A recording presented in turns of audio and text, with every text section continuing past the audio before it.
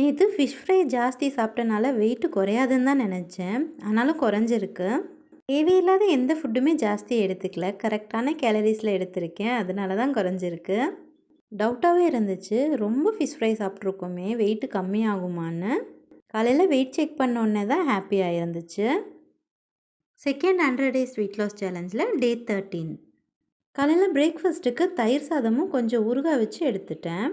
பசங்க ஸ்நாக்ஸ் பாக்ஸுக்காக தேங்காய் எண்ணெயில் ப்ரெட் டோஸ்ட் பண்ணி வச்சுருந்தேன்.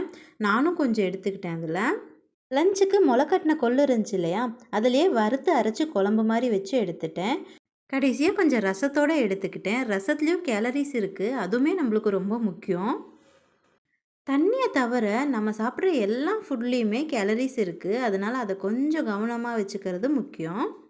டின்னருக்கு 2 சப்பாத்தி, மதியம் வச்ச கொள்ளு குழம்பு, கொஞ்சமாக கோஸ் பொரியல் வச்சு எடுத்துட்டேன். நாளைக்கான வெயிட்டோட பார்க்கலாம்.